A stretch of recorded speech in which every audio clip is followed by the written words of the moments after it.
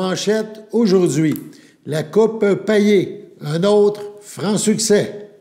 Bonjour à tous et bienvenue à votre bulletin d'information diffusé sur les ondes de CTRB, votre télévision locale et régionale. Aujourd'hui, 11 novembre, le jour du souvenir. On débute par deux nouvelles brèves. Tout d'abord, la coupure d'eau.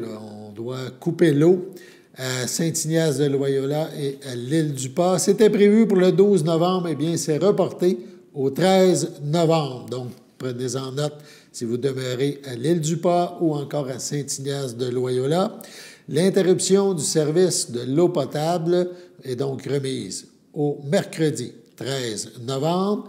Si vous devez consommer d'eau, n'oubliez pas qu'il faudra la faire bouillir et l'avis d'ébullition, donc, sera jusqu'à nouvel ordre. Donc, tant que les municipalités n'indiqueront pas à leurs citoyens le retour à la normale, eh bien, il faudra faire bouillir l'eau, mais on prévoit aussi une coupure au niveau de l'eau, donc le 13 novembre. Également, parlons du spectacle que va présenter la ville de Berthierville, son spectacle de Noël. C'est rendu une tradition. Le spectacle mettra en vedette Marie-Denise Pelletier. C'est le spectacle Parle-moi, spectacle de Noël. En 2005, Marie-Denise Pelletier offrait Noël Parle-moi, un album qui nous plonge dans la magie des fêtes année après année. Depuis, la tradition veut qu'au premier flocon, elle sillonne le Québec pour y chanter Noël. Avec sa voix exceptionnelle, qu'elle fait douce et enveloppante pour l'occasion, Marie-Denise Pelletier donne aux classiques du temps des fêtes un souffle chaud au beau milieu de l'hiver. Les billets sont en vente à compter du 12 novembre à 9 h pour les résidents de Berthierville. Prenez note qu'un maximum de 2 billets par personne de 16 ans et plus pourront être achetés au prix résident de 20 $. Le troisième billet et au-delà seront au prix de 30 $. Les non-résidents de la ville de Berthierville pourront se procurer des billets au coût unitaire de 30 $ et ce, à partir du 18 novembre. Donc, les gens de Berthierville ont priorité entre le 12 et le 18 novembre.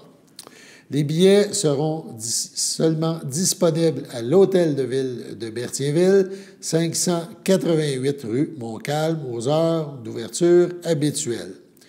Concernant le déroulement, le soir du spectacle, les portes ouvriront à partir de 19 h, aucune place assignée à l'avance. Donc, la salle se remplira sur la base du premier arrivé, premier assis. Donc, spectacle de Noël sûrement qui sera couru. Marie-Denise Pelletier sera de passage à Berthierville. On poursuit maintenant avec notre manchette. On parle de la coupe Paillé.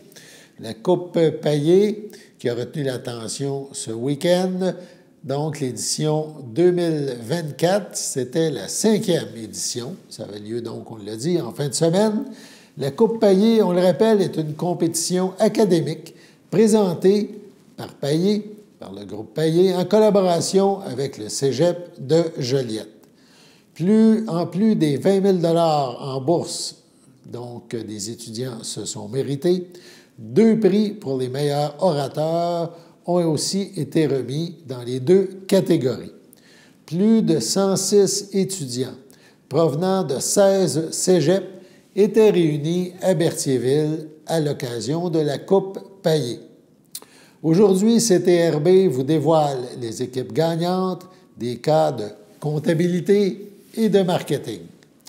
Au niveau comptabilité, le concours a mis en lumière le cégep de Jonquière et les étudiants Maxime Gauthier, Émile Ouellette et Jérémy Larouche, ainsi que Lauriane Perron. Également le cégep de Lévis, Thomas Caillouette, Maëva Mercier, Camille Cloutier ont retenu l'attention. Également, le cégep de Victoriaville et dans les honneurs, Alexis Paquet, Christophe Béliveau, Justin Houle, Flavie Roy ont retenu l'attention. Dans cette catégorie, on a aussi désigné le meilleur orateur. Il s'agit de Thomas Cahouette. Au niveau marketing maintenant, les lauréats sont Cégep Garneau, Marie-Lie Laurent, Béatrice Bédard, Daphné Desrosiers et Ludovic Bergeron. Dans les honneurs également, le Cégep de Granby, Marie-Lys Benjamin, Léonie Pontbriand, Marie-Lou Meunier ont retenu l'attention. Troisième cégep à l'honneur, c'est le Cégep de Joliette. Les lauréats sont Valérie Desrosiers, Théo Lessard, Aurélie Boudreau. Voilà. Le meilleur orateur dans cette catégorie marketing, donc le lauréat est allé à Samuel Dupuis du Cégep de Saint-Hyacinthe. Une fois de plus, bravo à ces académiciens, ces cégepiens de partout au Québec qui ont convergé vers Berthierville pour participer à la Coupe Payet 2024 au niveau comptabilité et au niveau marketing. Une épreuve académique de belle nature et qui donne évidemment comment je dirais bien ça, qui donne de l'intérêt, évidemment, à ces jeunes à poursuivre dans ces domaines fort importants. Le 25 octobre dernier, l'Association forestière de la Naudière a tenu son AGA, son Assemblée générale annuelle. Voici donc la composition du nouvel AGA, donc de son nouvel exécutif pour l'Association forestière de la Naudière. Il y a des nouveaux élus. Ainsi, Laurie Vanier occupera le poste de récréo au niveau récréo-tourisme, environnement et faune. Elle est agente de développement territorial au Conseil régional de l'environnement de la Naudière. Laurie se spécialise dans la collecte des données et la sensibilisation à l'environnement. Également, Louis-Victor Sylvestre a été élu au poste de production, exploitation, aménagement. Il est propriétaire de son entreprise d'aménagement forestier, la Forestière Sylvestre de Berthier Incorporée. Il est également avocat et propriétaire de son propre cabinet. Maître Louis-Victor Sylvestre possède une expertise en droit administratif et en droit de l'environnement. Donc, l'association tient à féliciter également les membres suivants reconduits dans leurs fonctions ou nouvellement élus à de nouveaux sièges. Ces membres sont Yvan Perrault, récréotourisme, environnement et faune, Denise Trudel, membre individuel, Benoît Couture, propriétaire de boisés privés 2023-2025, Robert Papineau, membre d'un ordre professionnel 2023-2025, Claudine Etier, institutionnelle, municipale et MRC 2023-2025. 2 postes restent à combler, nous dit-on, production, exploitation et aménagement et Institut d'enseignement et de recherche. Donc, félicitations aux nouveaux élus, félicitations à ceux qui demeurent en poste et, évidemment, l'organisme, l'Association forestière de Berthier, compte sur ses bénévoles pour poursuivre ses nombreux projets. À quelques jours du dépôt des budgets municipaux, un nouveau fardeau financier prévu frappera les municipalités qui sont desservies par la Sûreté du Québec. CTRB a obtenu une lettre ouverte de Joé Deslauriers, qui est le président du caucus des municipalités locales de l'Union des municipalités du Québec. Il est aussi maire de Saint-Donat. Donc, la lettre diffusée mentionne ceci. On cite le maire. Les policiers et les policières qui patrouillent nos rues et veillent sur notre sécurité font partie intégrante de notre quotidien. Qu'il s'agisse de prévenir la criminalité, d'intervenir lors de situations d'urgence ou de soutenir la population dans des moments difficiles. C'est ce lien de proximité qui rend le travail des corps policiers essentiel, notamment dans les municipalités plus éloignées des grands centres urbains. On poursuit la lettre. Cette semaine, les municipalités du Québec desservies par la Sûreté du Québec ont reçu les factures associées aux services policiers pour l'année 2025. À la grande surprise de certaines municipalités, ces factures comportent parfois des hausses significatives de 10 de 15 et parfois même plus de 20 ce qui ajoute une pression budgétaire considérable, particulièrement à un moment où les municipalités finalisent leur budget pour l'année à venir. La lettre se poursuit ainsi. Ces nouvelles charges imprévues vont obliger plusieurs municipalités à puiser dans des fonds alloués à d'autres projets, car l'enveloppe budgétaire globale reste inchangée. Des choix rapides et difficiles devront être faits pour maintenir l'équilibre des finances municipales. Les conséquences de ces hausses tarifaires pourraient se traduire par des coupes dans certains services ou projets pour la communauté. Pour des municipalités locales comme Saint-Donat, Tursault, Hadstock, cette annonce est particulièrement difficile à intégrer. La lettre se poursuit ici. Nous reconnaissons que les municipalités doivent participer au financement des services de sécurité publique. Elles assument d'ailleurs 50 des 830 millions de dollars que coûte la desserte municipale à l'échelle provinciale. Toutefois, il est important de souligner que cette augmentation des coûts pour les municipalités n'est pas liée à une augmentation des services, mais à une méthode de calcul mathématique qui tient compte notamment de la valeur foncière. Voici aujourd'hui ce que nous demandons au gouvernement, écrit le maire pour l'UMQ, de prendre des mesures permettant d'atténuer une hausse aussi marquée des coûts pour les municipalités.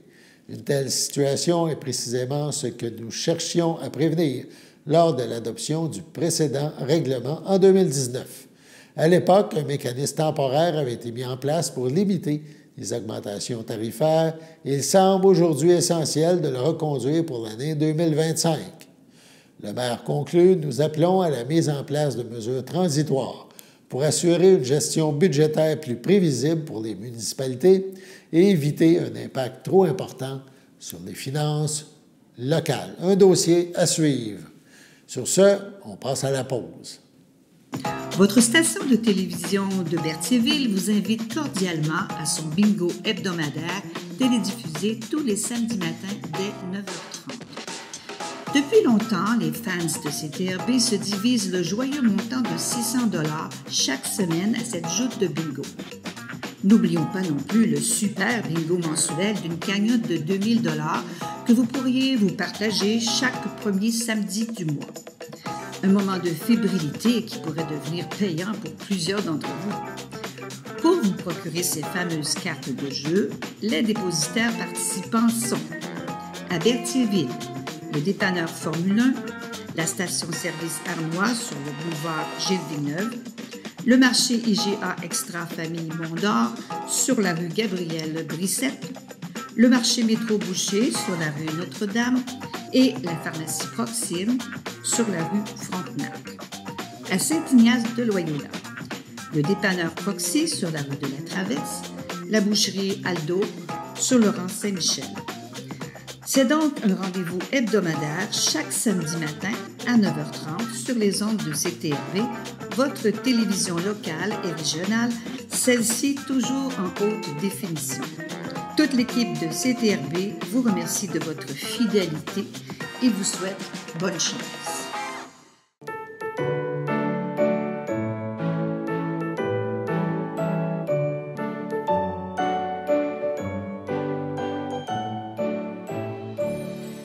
En ce 11 novembre, 3 anniversaires à souligner. Tout d'abord, les filles d'Isabelle de Berthier souhaitent bonne fête à Armance Grégoire et à Carole Tremblay. Et la FADOC de l'Île-du-Pas souhaite bonne fête à François Lebrun. C'est votre anniversaire aujourd'hui, 11 novembre. Eh bien, toute l'équipe de CTRB se joint à moi et vous souhaite un heureux anniversaire. En deuxième partie de bulletin, nous poursuivons un résumé du conseil municipal de Sainte-Geneviève-de-Berthier, la séance ordinaire du 5 novembre. On a retenu plusieurs petits sujets pour vous. Donc, dans un premier temps, on écoute le maire, Robert Pufal, nous parler du dépôt de la correspondance, parce que dans cette correspondance, il y a des sujets intéressants. Dans les correspondances, c'est un dépôt des correspondances reçues. Je veux souligner une correspondance qu'on a eue pour un remerciement d'un don de 1 000 $, qu'on a fait au Centre d'action bénévole d'Autry, à Cabot. Puis ce 1 000 $-là, combiné à 2 autres donneurs je pense que c'est Jean Coutu. Jean Coutu de la Caisse populaire. La Caisse? Ouais. La Caisse de Berthier, puis Jean Coutu de Berthier et de la Valtrie. Double les dons.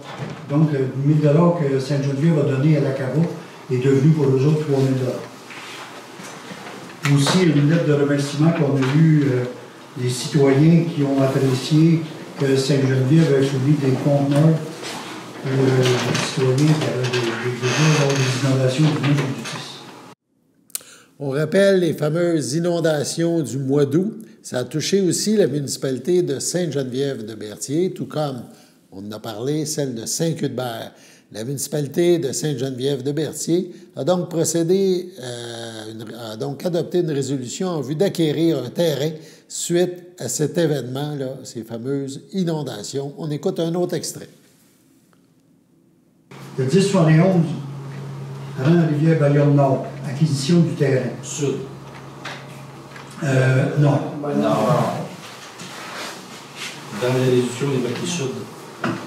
Dans la première C'est erreur dans le premier attendu. Parce que dans le titre, c'est 1071 Bayonne-Nord. Dans le premier attendu, il faut corriger pour nous. Nord. Suite au passage de la tempête d'Élie, il est survenu un glissement de terrain très important chez M. Saint-Louis et Mme Forget. Les propriétaires désirent vendre à la municipalité le terrain pour la somme de 1 $, qu'un document a été remis à la municipalité à cet effet. Attendu que la démolition de la propriété et de tous les bâtiments habitables est effectuée aux frais de Mme Forget et M. Saint-Louis, en conséquence, proposé, appuyé et résolu que la municipalité achète à Mme Lucie Forget et M. Jean-Charles Saint-Louis le terrain au 1071 Bayonne-Nord pour la somme de 1 $. Monsieur et Madame procèdent à la démolition de la propriété et de tous les bâtiments habitables au plus tard au 31 décembre 2025, suite à l'obtention de tous les permis et les autorisations nécessaires qu'ils assument tous les frais relatifs aux travaux de démolition et de nettoyage. Les frais relatifs à la transaction, dont les frais de notaire et les frais d'arpentage, le cas échéant, sont à la charge de la municipalité. Que la municipalité autorise la maire et la directrice générale à signer tous les documents relatifs à la transaction. Pour faire une histoire courte, là, il y avait le gros glissement de terrain qu'il y a eu au 1071. Ça a affecté aussi 1061, Madame, c'est pas Madame Bélimard? Oui, Madame Bouchon. Madame Bouchon, mais je pense que c'est la mère à M. Jean Bélimard. Les deux étaient forcés d'évacuer parce que c'était devenu dangereux. Là, le ministère a fait des expertises, ils ont tiré des carottes. Puis là, il faut restabiliser la verbe. Mais M. Saint-Louis avait l'option de payer le rétablissement de la verbe. Il faut que quelqu'un le paye, mais après ça, c'est remboursé par le ministère. M. Saint-Louis a opté, il ne veut pas le faire, donc il est obligé de démolir sa maison. Il a opté pour la démolition. Puis il va avoir le montant du décret, je pense, du ministère, parce que je pense, sous réserve, que sa propriété vaut plus que 385 000. Puis le décret ministériel, c'est 385 000. Puis lui, il aurait 385 000, mais il faut qu'il démolisse sa maison. Ensuite, ça passait la balle à Mme Bouchon, qui, elle, a décidé de restabiliser la verbe pour rester dans sa maison. Ils vont faire les travaux.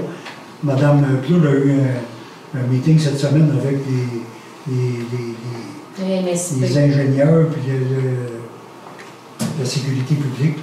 Puis, les travaux vont se faire pour stabiliser la verge, pour permettre à Mme Bouchon de rester chez elle. Et là, M. Saint-Louis ne peut pas rester propriétaire de son terrain, donc c'est la municipalité qui va acquérir son terrain au montant de 1 $. On n'est pas encore certain qu'est-ce qu'on peut faire avec ce terrain-là. Une fois que les berges vont être stabilisées, on peut-tu le revendre, ou faire quelque chose, ou faire un parc. On ne sait pas encore, on est en pourparlers avec le ministère là-dessus. Là, ça me prend un proposeur secondaire pour accepter qu'on achète le terrain de Monsieur Signy. Dans le même ordre d'idée, il a été question de travaux qui seront faits dans le domaine de Grand Prix. On écoute un extrait. 6.1, le domaine de Grand Prix. La municipalité entérine la décision prise par le maire et la directrice générale à l'effet de procéder à l'achat des matériaux pour les travaux du domaine de Grand Prix. La municipalité autorise la directrice générale à procéder aux dépenses nécessaires pour un montant environ de 45 000 plus les taxes. Que cette dépense soit payée à même le fonds des carrières et sordières. Il s'agit d'entériner la décision que moi et Mme Claude a prise pour accélérer les choses un peu. On n'attend pas toujours au mois d'après. Donc, il fallait passer la commande. Puis c'est pas des... Je suis même resté un peu surpris, c'est pas du stock qu'on achète chez Patrick Morin. La livraison, c'est minimum 3 semaines. On s'en sort pas. C'est 3 semaines. Non, 15 jours. 15 jours à 20 jours ouvrables. Entre 15 et 20 jours. On a fait la commande le 31 octobre. On s'attend à voir la livraison autour du 24 novembre. Et M. Sarrazin, il me dit qu'il n'y a pas de problème. Aussitôt qu'il reçoit le stock prévu, il va commencer les travaux, quitte à le faire en début décembre. Le gel n'a pas eu encore tout son effet. Et on ne peut même pas commencer à creuser parce que c'est le fond qui va geler, puis ça ne sera plus travaillable. Il va même si c'est gelé, il y a une coupe de pouce sur le dessus, on va faire les travaux fin novembre, début décembre. Mais il s'agit d'approuver la décision prise par moi et Mme Claude de procéder à l'achat des matériaux. Puis juste en achat de matériaux, c'est minimum 15 000. Puis les travaux comme tels, les pelles qu'on va louer et tout, ça va tourner entre 15 et 20 000. On parle de 40 ou 45 000. Le proposant, M. Cloutier propose, M. Soulière second. Oui. Oui. Tout le monde est d'accord.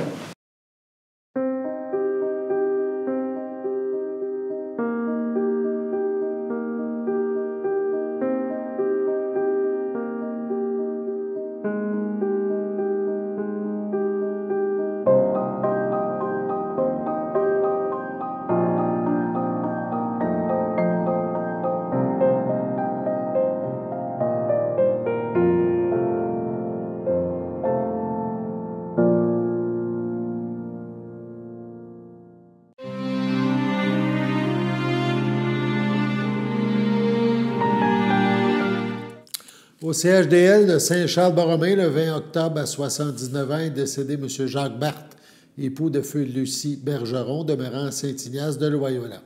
L'ayant précédé son fils Jean-Sébastien, il laisse dans le deuil sa fille Mélanie Barthes, Jean Houde, sa petite-fille Joëlle Houde, ses frères, sa sœur, ses beaux-frères et belles-sœurs. Georges Barthes fut Agathe Drainville, sa conjointe Carmen Harel. Gilles Barthes, Manon Guertin, Jean-Luc Barthes, Diane Courchaine. Sylvie Barthes, Guy Lassalle, Alain Barthes, Francine Latour, Lise Fafard, feu Martial Bergeron, Jacques Bergeron, feu Solange Champagne, Jules Bergeron, Claudette Rousseau, Suzette Bergeron, Yves Bacon, Vital Bergeron, Louise Paquin, Irène Bergeron, André Bellumeur, Jacinthe Bergeron, feu Florian Dénommé, ainsi que plusieurs neveux, nièces, autres parents et amis.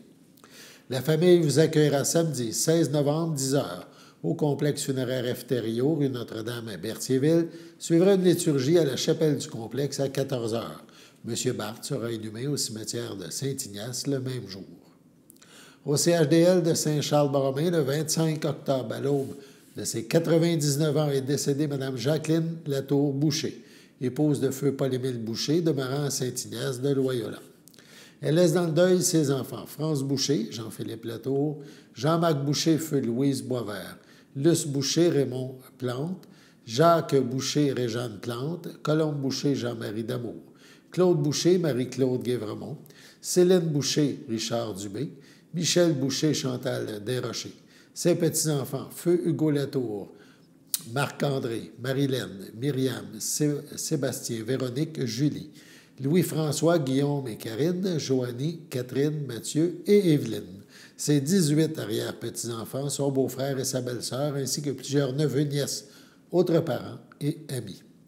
La famille vous accueillera dimanche 17 novembre, 11 h, au complexe funéraire Thériault, 741 Notre-Dame, à Berthierville. Suivra un hommage à la chapelle du complexe à 14 h. Madame Latour sera inhumée au cimetière de Saint-Ignace de Loyola le même jour. Au pavillon Sainte-Marie de Trois-Rivières, le 1er novembre dernier, à 72 ans, est décédé M. Richard Arcan, fils de feu Paul-Émile Arcan et de feu Flore Arnois, demeurant à Trois-Rivières, autrefois de Berthierville et de l'île du Pas. Il laisse dans le deuil sa sœur Lise Arcan, feu Otto Müller, son neveu Tristan Müller, Christiane Yappy, sa nièce Annie Müller, Alexandre Laverdière, ses cousins, cousines, autres parents et amis. La famille vous accueillera jeudi 21 novembre, dès 13h, à la chapelle du complexe funéraire Efterio, rue Notre-Dame à Berthierville. Suivra une liturgie à 14h30. M. Arcan sera inhumé au cimetière de Berthierville le même jour. Au CHSLD Champlain, le château à Berthierville, le 28 octobre, à l'âge de 95 ans, est décédé M. Guy Dupuis, époux de feu Mariette Perrier, demeurant Saint-Cuthbert, natif de Montréal. Il laisse dans le deuil ses enfants, Francine Dupuis, Marcel Pichette, Pierre Dupuis, Daniel Tremblay, Louise Dupuis, Denis Paquin, Louis Dupuis, Linda Brizard, ses petits-enfants, Martin et Lucie Pichette, Fanny et Sébastien Dupuis, François Benoît et Marilyn Bellumeur, Michel Dupuis, ses arrière-petits-enfants, ses belles-sœurs et son beau-frère, Claire Perrier, feu Maurice Leclerc, Réjeanne Perrier, feu Pierre Lefebvre, Carmen Perrier, Marc Petrelli, ainsi que plusieurs neveux, nièces, autres parents et amis. La famille vous accueillera samedi 23 novembre, 12h30, au complexe funéraire Thériault à Berthierville. Suivra une liturgie à la chapelle du complexe à 14h. Les cendres de M. Dupuis seront déposées au columbarium le même jour. À l'hôpital Jean Talon de Montréal, le 31 octobre, à 91 ans, est décédée Mme Marie Savignac, épouse de feu Philippe Paquin, demeurant à Montréal, native de Berthierville. Elle laisse dans le deuil ses enfants, Pierre Paquin, Martine Aubry, Dominique Paquin, Denis Laroche. Ses petits-enfants, Aglaé, Vicky, Fanny, Chloé, Justin, Benjamin et Samuel, son arrière-petite-fille Gisèle. Ses sœurs, ses belles-sœurs, ses beaux-frères, Édith Savignac, Michel Chevalier, Céline Savignac, feu Marcel Corriveau, Noël Laforêt, feu Denis Savignac, Marie Chansagrin, feu François Savignac, ainsi que plusieurs neveux, nièces, autres parents et amis. La famille vous accueillera samedi 23 novembre, 14h, à l'église de Berthierville. Suivront les funérailles le même jour à 14h30. Mme Savignac-Paquin sera inhumée au cimetière de Berthierville. Sur ce, passons à la météo.